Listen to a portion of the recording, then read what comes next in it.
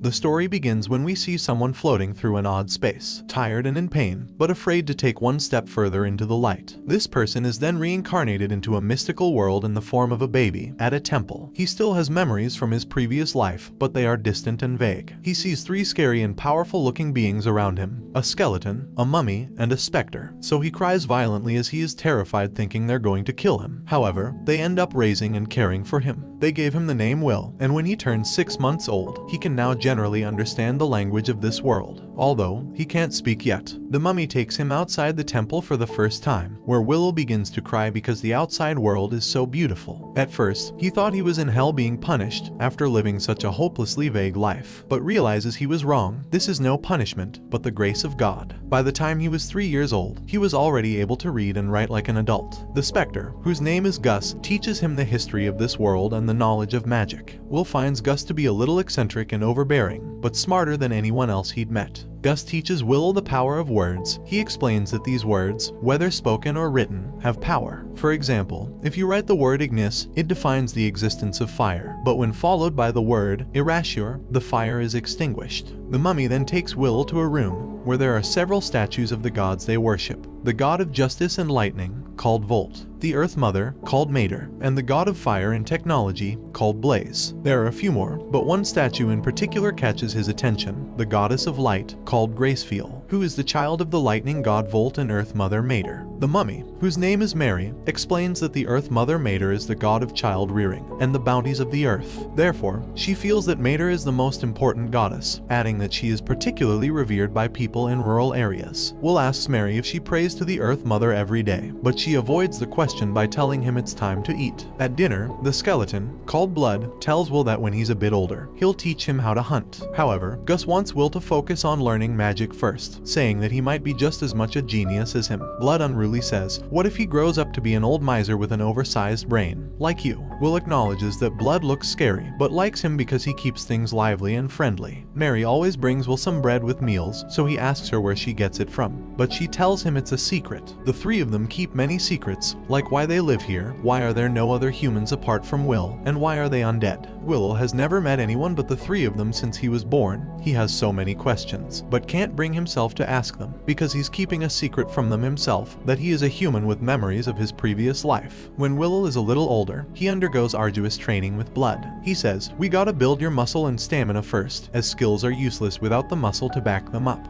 Blood also teaches Will swordsmanship and how to hunt in the forest. Gus teaches him magic. He is working on his pronunciation, telling him that words have fluctuations, and that no one can say a word in exactly the same way twice. Gus says he'll start by learning how to use minor magic skillfully and accurately, but needs to try his best to get by without using it. Will asks him how, to which Gus says, money. Will asks how a ghost can be such a money worshipper, but Gus says that money is important, as it is what drives this world. He says with the power of money, you can solve anything without magic, and goes into a fit of excitement, thinking about counting gold coins. Mary teaches Will the knowledge of other races. She tells him that the three of them used to be humans, but before they died, they clung to powerful emotions that led them to form a contract with the god of the undead. The next day, Blood tells Will it's time he started some real-life training, as he's almost 8 years old. Will says, "If I take a hit with your ridiculous strength, I'm dead." Blood says he'll be fine, and tests Will with a duel. Will can use a combination of magic and swordsmanship to put up a good fight with Blood. He uses the power of the words well, but due to his lack of combat experience, he's unable to defeat Blood. Blood says he's got a long way to go, but frankly, he is surprised at how well he is progressing. Will then learns that Gus was once hailed as the Wandering Sage. He's exterminated monsters, calmed raging rivers, and rediscovered ancient languages. Blood was once known as the War Ogre, and Mary was known as the daughter of Mater. Although they're undead, Will considers them his family. Blood is his foster father, Mary is his foster mother, and Gus is his foster grandfather. One day, when Will returned from training, he sees Mary bringing a piece of bread from a room. Although he was told not to enter that room, he is too curious, and upon entering, he sees Mary's whole body surrounded by fire. Afraid that Mary will die, he rushes to save her, but ends up hurting his arms badly. His little arms had severe third-degree burns, and Mary blames herself for keeping secrets. Although his hands can recover, the scarring left behind will be unavoidable. Gus explains that the bread is a gift from the Earth Mother Mater, which prompts the question from Will, "Why did you burn?" Mary explains that it's because she betrayed the Earth Mother Mater by becoming an undead. The impure god of death, called Stagnate, is the Earth Mother Mater's enemy, and since the three of them formed a contract with him, just coming in contact with Mater's divine presence causes them to burn. 5 years pass and Will is 13 years old, thus his training is becoming more and more difficult. Blood captures a low-ranked demon's corpse for Will to practice against, and he easily defeats it with a slash that surprised Blood. Blood decides to speed up his training by taking him to the ruined city, where humans and dwarves used to reside, but now it's a dangerous place full of wandering undead. Blood leaves Will in a cave alone to test him. Several undead appear, however, Will manages to defeat them all easily. He must now find the exit, but on the way he meets an undead Vrascus demon, which are stronger than any opponent he's faced as they're able to use magic too. Will considers slipping past it, or even going another route, but thinks what Blood would do, and bravely faces the Vrascus. The Vrascus demon attempts to use magic, but with the lessons Gus taught Will, he is able to counter it, and goes in for an attack with his sword. However, his sword broke upon impact, but his attack ended up killing the Vrascus anyway. Since Will's sword is done,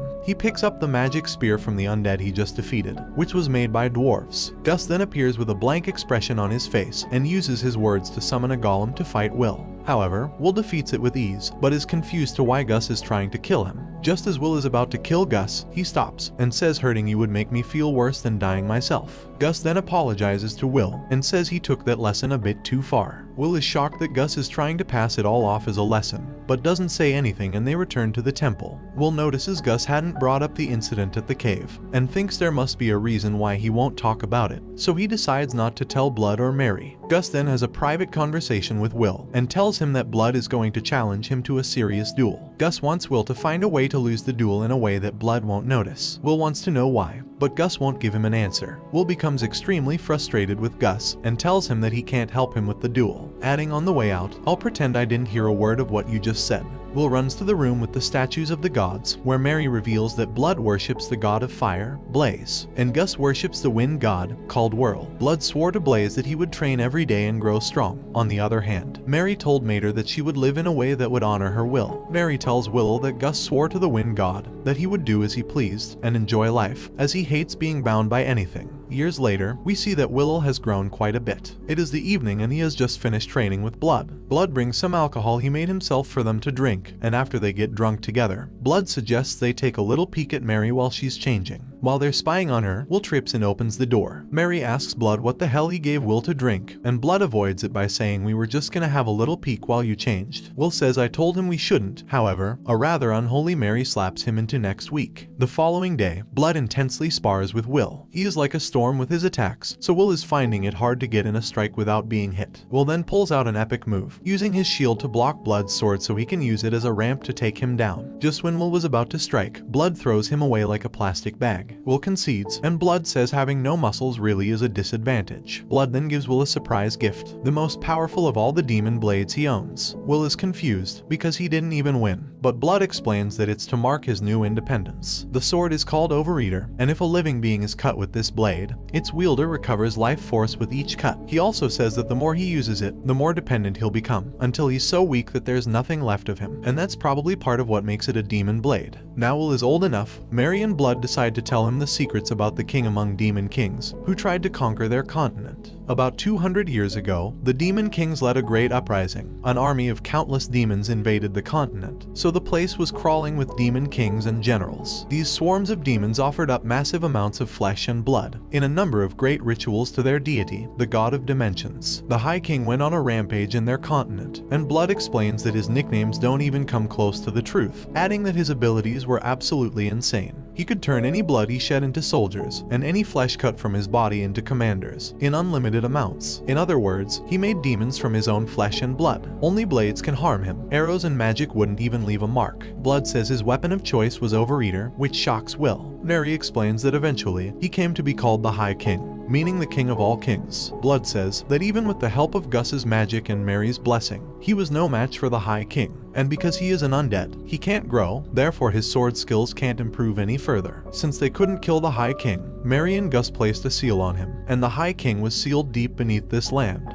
We then discover that Gus, Mary, and Blood are bound to this city by their contract with Stagnate. If they agreed to join his army of undead, he'd kill all the demons that were in the city, and allow them to defend the seal in their immortal bodies. Will figures out that he was meant to be a sacrifice to break the High King's seal. However, after the demons that brought Will to them were slain, they decided to keep him and raise him like one of their own. They thought humanity had gone extinct, but the fact that the demons were able to bring him there means there must be a place inhabited by humans close by. And so, Will now knows why he is there. He's about to head into a nation of people who survived the Great Uprising. A few moments later, Mary and Blood tell Will they love him, and how he is a strong, clever boy. Will is confused to why it sounds like they're saying their last goodbyes. Then all of a sudden, a demonic portal opens up in the sky, and out comes the infamous High King. He asks if they've said their farewells, as he's here to take the souls of Blood and Mary. Will is paralyzed so he can't even move, but just then, Gus appears. He tells Will to take Blood and Mary and get out of here, declaring that he is going to stop the High King. Gus uses his strongest magic and gets rid of the High King, or so he thinks. Suddenly, Gus is paralyzed by the High King, along with Mary and Blood. We discover that the High King divided his strength into two bodies, in case something like that happened. He leaves only Will, and proposes a deal. If he joins his undead army, he will let him live in harmony forever with his undead family, and gives him till evening to think about it. At night, Will goes to see the High King to tell him his answer. Will bravely says, "I'm not giving you a single thing." So Stagnate summons his army of undead. Will impresses Stagnate with his abilities, so he stops his undead army, and asks again if he would join him, as he's taken a liking to Will. He says, "I will welcome you as a general in my undead army," and cuts himself, telling Will to drink his blood. When it seems that Will is going to accept, he takes out the sword Blood gave him and attacks Stagnate. However, the High King unleashes a demon snake that bites Will, and suddenly he is transported to a strange place, where it seems like he had been before. He finds the goddess of light, and in the end, he makes a pact with her. That is, the goddess will give her protection and guidance, so long as he does not forget his resolve.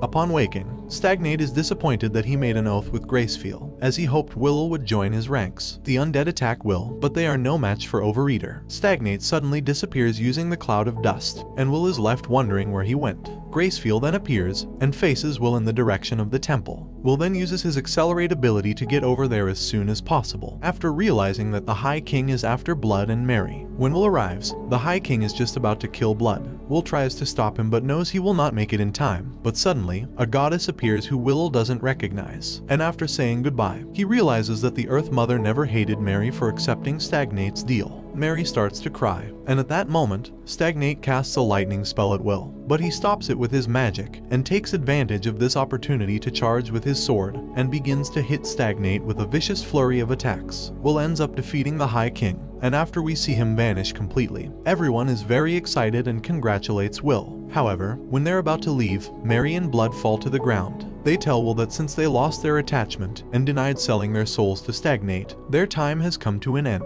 Will begins to cry and asks if there's anything he can do, as he doesn't want to lose them. However, they calm him down and tell him that there's nothing he can do, but they're proud of who he has become, and want him to stay on the right path. Will then begins to see pictures above their heads from when they were human. Then Gus arrives, and the four of them enjoy their last moments together. After Blood and Mary die, the goddess takes their souls, and they will go back into the cycle of death and rebirth. Comment below if you would like a part 2. Don't forget to like and subscribe if you enjoyed, and turn on the notification bell so you never miss out on another video. Until next time, take care.